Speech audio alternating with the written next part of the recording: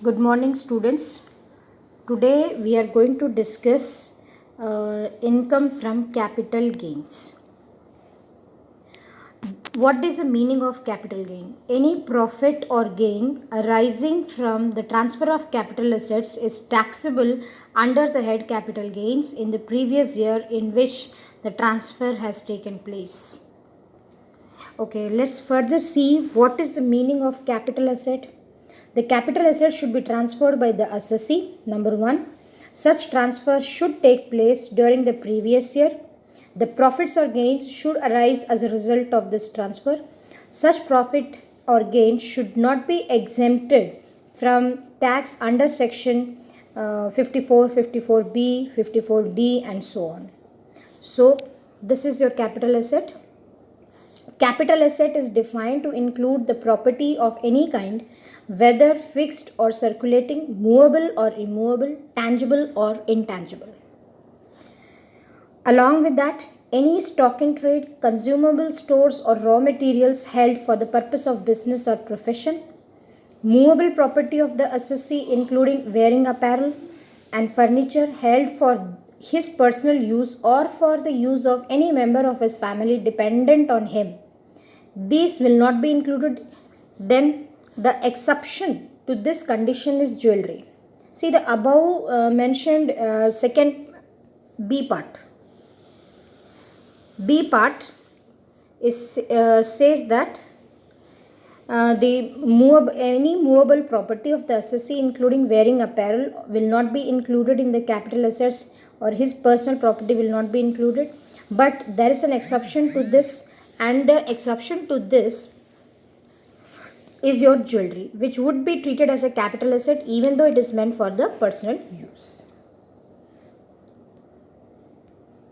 Further, agriculture land in India, provided it is not situated in urban area, 6.5% gold bonds, 7% gold bonds or national defense gold bonds issued by the central government. Special bearer bonds are there. Gold deposit bonds issued under gold deposit scheme of 1999. Okay. Now, further, even the capital assets are divided into two categories, as we have already learned that there are short-term capital assets and there are also the long-term capital assets. Now, what is this short-term capital assets? It means that it is a capital asset held by the assessee for not more than 36 months. Immediately prior to the date of its transfer, so that is after the transfer, it should have remained with the assessee not more than 3 years, that is 36 months. However, the following assets are treated as short term assets if they are held for not more than 12 months. They are equity or preference shares in the company, securities like debentures, government securities listed in a recognized stock exchange in India, units of UTI, and units of mutual funds. Also, an asset other than short term capital asset is regarded as a long term asset. Now we will see what is the meaning of long-term capital asset. An asset which is held by an assessee for more than 36 months or more immediately before its transfer is called as long-term capital asset. In other words, an asset which is transferred on or after 36 months of its acquisition, that is after the purchase of the asset, you should have held that asset for at least 36 months or more. Then it would be called as a long-term capital asset.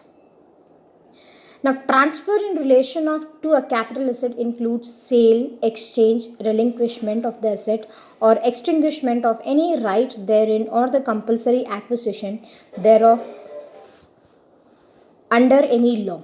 In simple words, now when we are talking about capital gain, capital assets, then we should know how the asset is being transferred. What are all the activities or the transaction which would be included under this word transfer.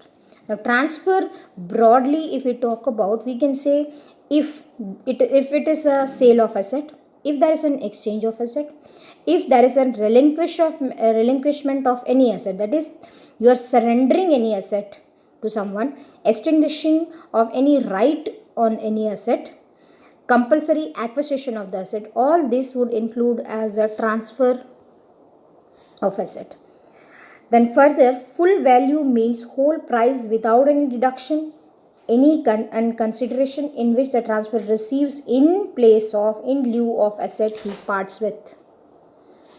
Expenditure incurred wholly and exclusively in connection with the transfer of capital asset is deductible from the full value of consideration. This means that expenditure incurred which is necessary to effect the transfer, expenses like brokerage, commission, cost of stamp, registration fees, all these are some of the expenses which would occur at the time of transfer, and this would be treated as expenditure when you are calculating or estimating your capital gain out of your capital asset. Next, we should know important term, what is the meaning of cost of acquisition. It is an value for which it is acquired by the assessee, expenses of capital nature for acquiring the title or included in the cost of acquisition, that is the total purchase price. In short, if I say, it is the total purchase price, the amount by at which you have bought your asset. Further, it means all expenses of capital nature incurred in making any addition or alteration to capital asset by assessee. So expenses which have been made, see that is specified that before the year 1981, whatever expenses you have made for improvisation of the capital, that those would be discarded.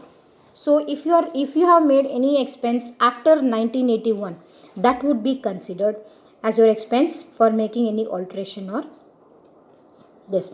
So cost of inflation index for any year means that such index as a central government may, having regard to 75% of average rise in consumer price index for urban non-manual employees of the immediate preceding previous year to such year by notifying in official gazette. Now we will see the computation of indexed cost. How can we compute the index cost? See, this value or the number indexation is included to compensate with the inflation with the time it has increased of the commodities. So capital asset required. See, if you have purchased any capital asset before 1981, then how would you compute the cost of index? That is cost or the fair market value on or at the date of 1981 year multiplied by cost inflation index in the year of transfer divided by cost of inflation. This one I am talking about, cost of inflation index for year 1981 or 82. Now the second formula which I am discussing is capital asset acquired. If you have acquired an asset after the year 1981, then you take the cost, actual cost, multiply by cost inflation index in the year of transfer, which year you transferred it, and it is divided by cost inflation index for the year of purchase.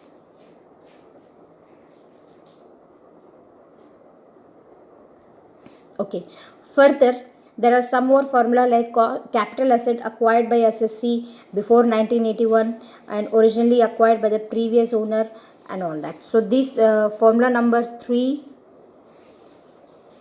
4 and 5 describes this. Okay. Now further we will see index cost of improvement. As we have seen so far, we have seen the cost of acquisition.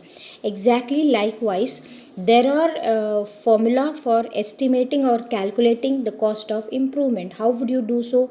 Here also exactly as I mentioned you before also, that if you have made any expense regarding the improvement of your capital asset before the year of 1981, you would be ignoring those expenses. In case if you have made any expense after 1981 for the improvement of capital asset, those expenses you could show them. Okay. Okay. Further, the formula for index cost of improvement is cost of improvement, that is exactly the same formula, but instead of the acquisition price, you would be mentioning here the cost of improvement. So instead of acquisition, here we have cost of improvement multiplied by cost of index of transfer divided by cost of index in the year of improvement instead of the transfer. Okay. So further, we'll see slump sale. What is the meaning of slump sales? Slump sales means transfer of one or more undertakings as a result of sale for lump sum consideration without the values being assigned to individual assets and liabilities in such sales. Now, what are the conditions? Gains are from transfer of residential house property, applicable only to individual or Hindu undivided family. Asset sold should be a long-term capital asset. Assessee should invest in another residential house property within the specified time limit. New assets should not be sold within 3 years of acquisition, otherwise will be treated as a short-term capital gain. Exemption is equivalent to amount invested or capital gain, whichever is lesser. Then further, available if agricultural land is transferred. The said land should be used by the individual or his parents for agricultural purpose only during at least 2 years immediately prior to transfer. Only then that land would be treated as an agricultural land. It would be available only to an individual. Asset should be short-term or long-term capital asset. Then investment in agricultural land within 2 years. New asset should be sold within 3 years of acquisition. Otherwise, it will be treated as a short-term capital gain. Exemption, the amount invested or the capital gain, whichever has occurred. Less well. Then further, available if land or building forming part of an industrial undertaking is compulsorily acquired by the government, which is used during 2 years for industrial purpose prior to the acquisition. So here also the conditions are that should be available to any person. Any type of person can avail this. Asset should be short-term or long-term capital asset. Investment in land or building for industrial purposes within 3 years. New assets should be sold within 3 years of acquisition, otherwise it will be treated as a short-term capital gain.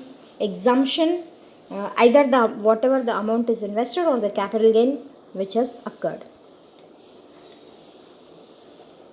Further, available if any long-term capital asset is transferred after the year 2000. So this facility also could be availed by any type of person. The asset should be long-term capital asset. Investment within 6 months in bonds like National Highway Authority of India or RECL. These are some bonds which are issued by the government, which are redeemable after 3 years. New assets should not be sold within 3 years of acquisition, otherwise will be treated as a short-term capital gain. Exemption, the total amount invested or the capital gain, whichever is lesser. Then further, Income Tax Act depreciation is provided on only 4 types of assets. Income tax depreciation would be provided on building, furniture, machinery and plant intangible assets. Okay, so here briefly we have discussed about the head capital gain, and in further classes we would be discussing the rest of the topics. Thank you.